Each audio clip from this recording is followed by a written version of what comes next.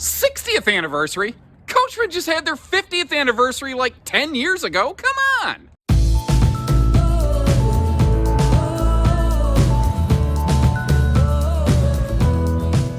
Hey everybody, Josh the RV Nerd of Bish's RV here with some very updated footage on the Catalina 231. This is a member of their Summit series, and you haven't seen or heard much of the Summit 8-foot wide tandem axle series in a couple years, because during the whole pandemic production phase, basically these models had to be paused so that they could streamline their production in the Legacy series models, and these things I'm really glad to see are back, because the thing is, like, there's a major trend happening in the RV industry right now where manufacturers are taking existing models and just gutting them and decontenting the crap out of them, and I don't like that. But that's not what the Summit series is. It's never been a Catalina Legacy upper scale edition with a bunch of stuff stripped out. It's always been built from the ground up to be what it is right here, and I think that that results in a better end product. So what kind of things and benefits are we looking at on one of these? Well, first of all, I think the length is less than 29 feet. The total loaded weight is like under 7,000 pounds, if I'm not mistaken.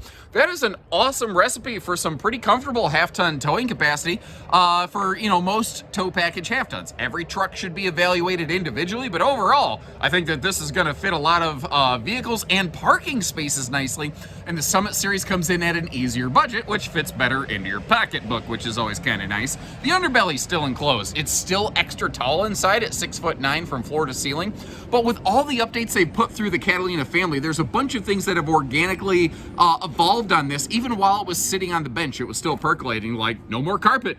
That's one of those things I know a lot of people want to get rid of. And on the back wall of this, instead of just a common backbreaker jackknife sofa, they've got like a full-on theater seat, even with a little wireless charge pad built right into it. It's got private bedroom, but it's got a walk-through bath. Some people like those, some people don't. It has a short queen, but you could probably put a longer queen bed in it. Those are the kind of things I want to hit on in this video to help you determine if this might be your second camper the first time around. And if you appreciate how we give you that information, make sure you hit that subscribe button. Let's get started, see what else she has to offer. And this is really kind of a case of like good news, bad news, and I hope you appreciate the candor and the transparency here. And please keep in mind as we go through this, a lot of the things that we're going to talk about are my opinion, whether they're things that I like or things that I dislike. I'm not an authority, and I welcome all kinds of different points of view and perspective, because truly, you folks at home, down in the comment section, you have been probably single-handedly my greatest resource in terms of the things that I've learned about RVing over the years, and I think that open dialogue helps everybody. So one thing that is nice is that is what I call a true U-dinette. That can fold down into a big sleeper. It's got storage below it. We're going to see all that later in the video, basically. I'm going to get everything cracked open for you there, Krakatoa, as it were. You won't crack a toa on that slide, because that's one of the interesting parts of this floor plan. Like Salem Wildwood, they make a thing called a 24RLXL. It's very similar. Grey Wolf makes a 23MK, very similar. But they are step-up Schwintek type slides, or cable slides, one or the other. But they're not a floor flush rack and pinion slide like this one, and that's a big deal to some folks. Also, a full-on theater seat instead of just a jackknife couch or something back there, that's also something I think a lot of people like to look for. And it is interesting, again, how they churched it up with that pretty aggressive, like, middle storage armrest, even has the handy little wireless phone charge pad down there, although I think some phones are about tablet-sized anymore. I'm not really sure that it would necessarily work for all of them. We are 6'9" tall from floor to ceiling, which makes them 3 inches larger than the Grey Wolf and the Salem Wildwood that I mentioned earlier. That extra headroom can be very handy for some folks. I'm also tuning into the fact, look at that, household USB plugs, household and USB plugs, and both a Type A and a Type C plug.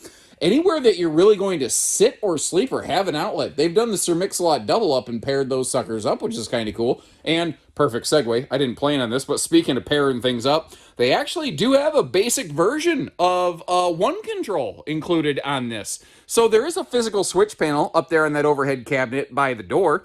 But if you want to be able to control things like your slide, your awnings, your exterior lights, or check your tank monitoring levels without needing to, like, you know, get up or walk in or out of the RV, you can do all that. There's also little details I really appreciate on these, like a refrigerator kill switch. Actually, what's kind of interesting is Rockwood recently adopted that after seeing Catalina do it, which I think is kind of cool. Also the little window tie-down anchors, those things probably cost a little bit of nothing. But it's what they do for you. It keeps that string up out of the way. It keeps it out of the sink. It keeps it away from the stove, all that kind of thing. Now, we're in a Summit series where I don't believe TVs are standard. I think we've added that TV that you're looking at there in as an option. And it is on a pivoting swing arm mount. So if you want to be able to move it around, you can. Now, they've gone carpetless in these, which is cool. And I like it when the main floor and the slide floor match. But there's kind of a catch-22, and this is the reason a lot of manufacturers didn't go carpetless for a number of years. It's really hard to make it look perfect every time. And what I mean by that is, with hot-cold weather exchange, if they would make that carpetless flap longer so that you wouldn't see the little floating gap right there, because floor flush slides are almost never truly floor flush. That's an interesting thing to kind of keep in mind. But if they would have made that flap longer, then when it's cold, like it is today, it wants to curl a little bit, and it lays flat once, you turn on the furnace and the RV warms up and relaxes. But if they don't do that, well, then you never have to worry about the slide flap looking crappy, but it floats now, is kind of a funny thing. This is a case where I would probably swap out those pedestal legs for some folding legs to have more of a free floating table thing. The other reason that could be cool is then you can float the table over here and use it like a dynofa. Now, I've made sure I had, the bulk of the window shades up out of the way, so you can see how, like, your sofa side windows open for airflow. The dinette side windows do not. And I'll go out of my way to point out something that maybe isn't always awesome. I just want you to have the fairest and best estimation of possible of what you're getting into here. Now, diving a little bit deeper in the details, cracking open this theater seat. Remember it's a sectional theater seat, so if you want to remove the middle armrest and rearrange it a little, you actually could do that. I don't know that you need to. Now, the dinette here, again, it's huge. It folds down to like a 7-foot adult-sized sleeper, which is great for guests, and there is storage below it. Speaking of that, in all of the armrests, all 3 armrests of that sofa, you have storage above the sofa, which a lot of manufacturers have gotten rid of. Then when we get over here in the kitchen, there are some interesting choices made. This being their more price-sensitive series, they have opted to remove ovens. Something else I noticed is they also got rid of all of the drawers. I personally, where I camp in the Midwest, I can do just fine without an oven. 99% of people in my neck of the woods don't use an oven. Now, I know there's definitely some areas like down south where it's biscuits and gravy country. I get it. You need your cookies and biscuits. You need your oven. I get it. This might not be the right RV for you as a result. But I think no drawers? To me, that almost took this one a little bit too far. Now, it all kind of boils down to personal preference. If you're someone like me who says, okay, well, I get that, but maybe I'm more casual camping, and maybe for the right dollars and cents, I can deal with that. Like, I can go to the store and I can get some wicker baskets to operate like my silverware drawers. If that works for you, this might be a good camper for you. If not, we might want to find you a different one. But in the meantime, let's keep cruising forward up there into that middle bathroom. And actually, while I was doing that, I noticed something. When I first looked at the model, I was like, ooh, you are going to have, not if but when, a dented refrigerator door because that handle is going to hit the fridge, or so I thought. Apparently, they were using their dipstick Jimmy, and it's just a simple little door stop just to prevent that from happening. Now, don't get me wrong. If you absolutely kick that door in like Dog the Bounty Hunter chasing down a perp, him and Beth, yeah, you're going to hit the fridge door. But I mean, you're going to have to almost intentionally do that. You know what I mean? Now, you might have noticed one switch to rule them all here in the living room. You'll find a similar thing where you have a dedicated, whole house, basically, bathroom light switch, as well as the same thing up in the bedroom. And that's another very interesting thing, I think. The bedroom didn't used to always have a single light switch like that, so I like that enhancement. But again, why get rid of the drawers? So there's just little things like that that leave me a little, yeah. So I don't know if you noticed from that little bonus footage right there, this wall is dead next to the toilet. Now, I've proactively sent a message to Catalina asking, is this how you actually intended this bathroom? Because you gotta change it. Like, the left wall is right next to the toilet. Even as a righty, I'm half cheeking it over here on the right side, which I know is an amazing visual that you really could have done without. Apologies. my point here is I think this is supposed to be built with the toilet angled 45 degrees into the center of the room, which will fix all the elbow room issues. And someone's going to say, how did this get past PDI? I don't know. But I want you to know that if I find an answer to that, I'm going to leave some notes on screen here for you so that you know what one of these is actually supposed to look like. And that might be a deal breaker for you. So I want to make sure I get clarity on that.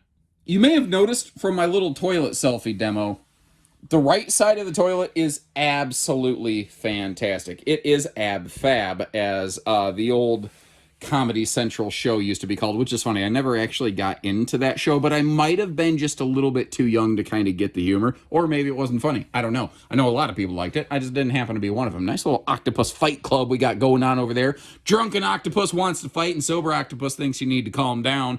Those are the fighting octopi right there. The bathroom, though. It really, like, good headroom in the shower. First of all, if I step up into that shower, I'm a little over 6 foot. I fit in there just fine.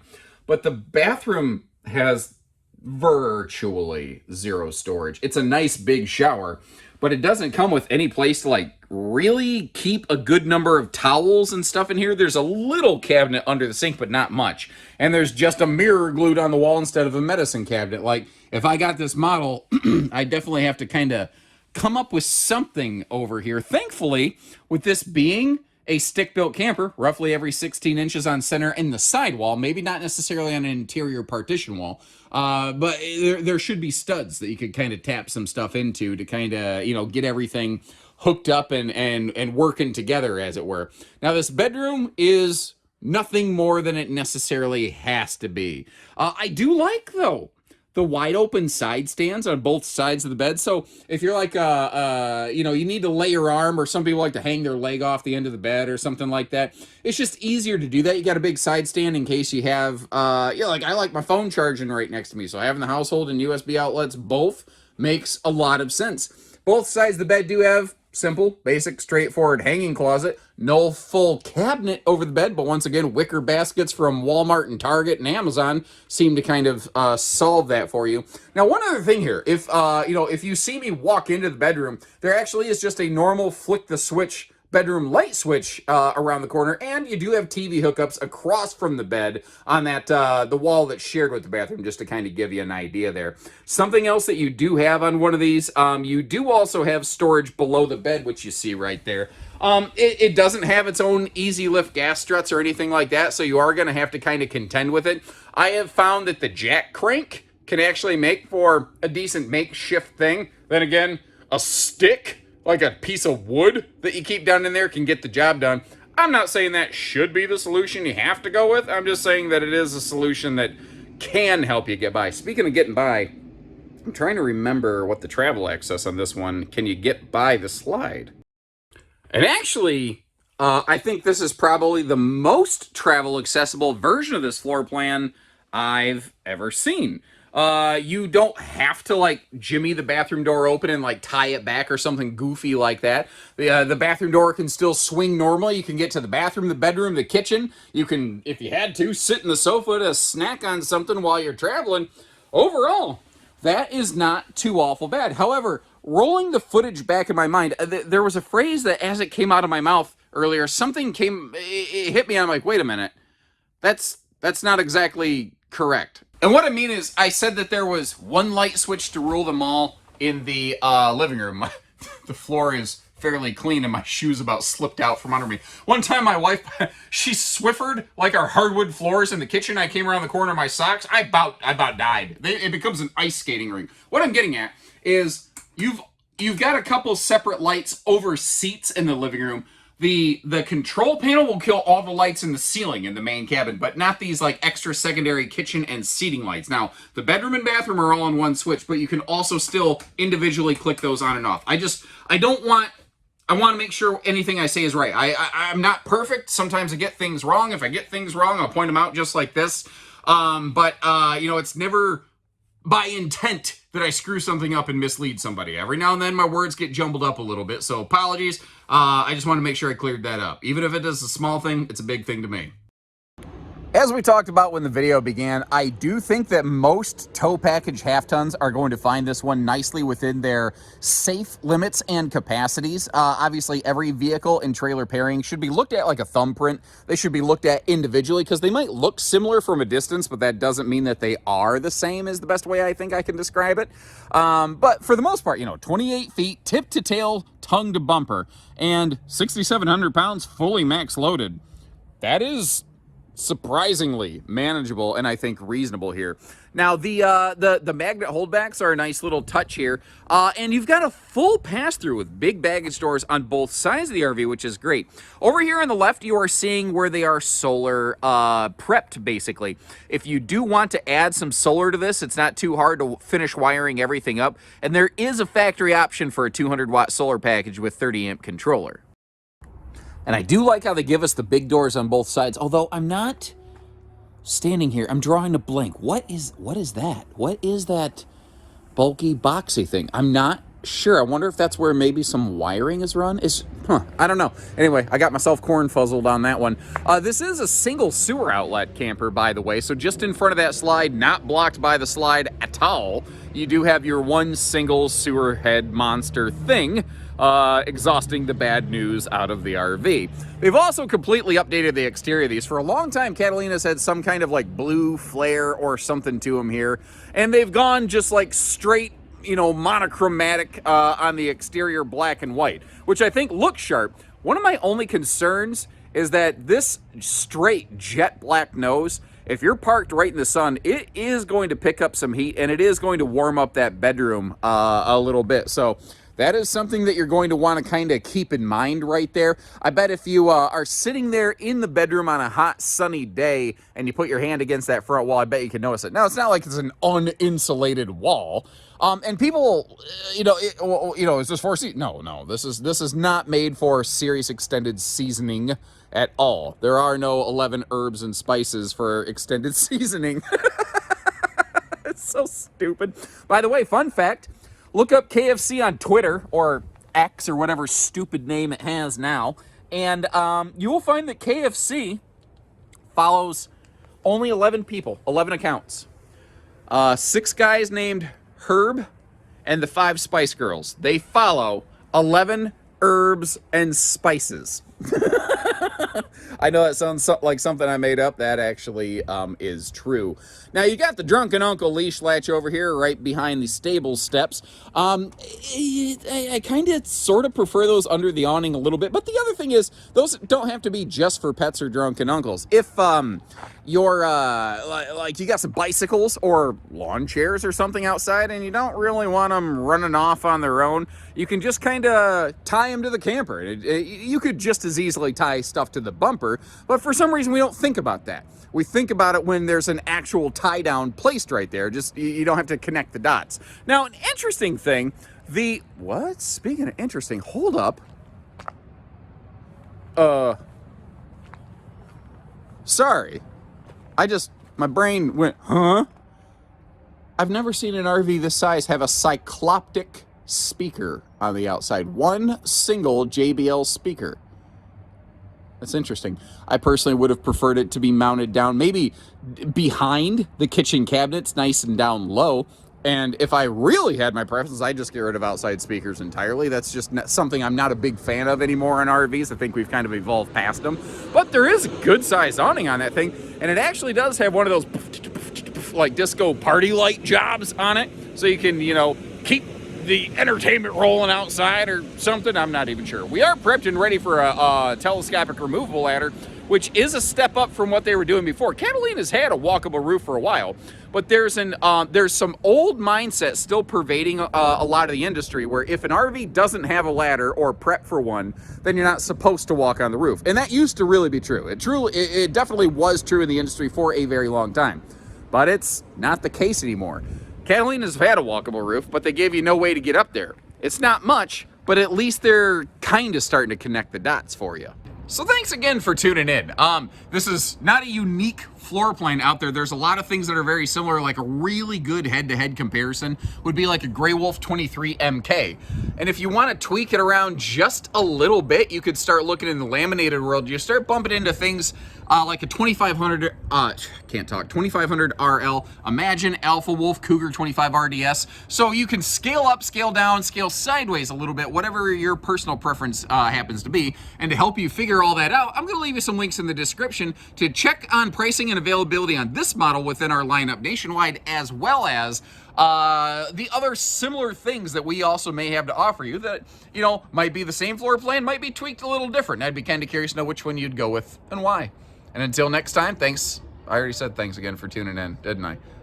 I'm on autopilot. Beep, boop. Anyway, take care, stay safe, have fun. Obviously, I don't edit my videos that much, everyone.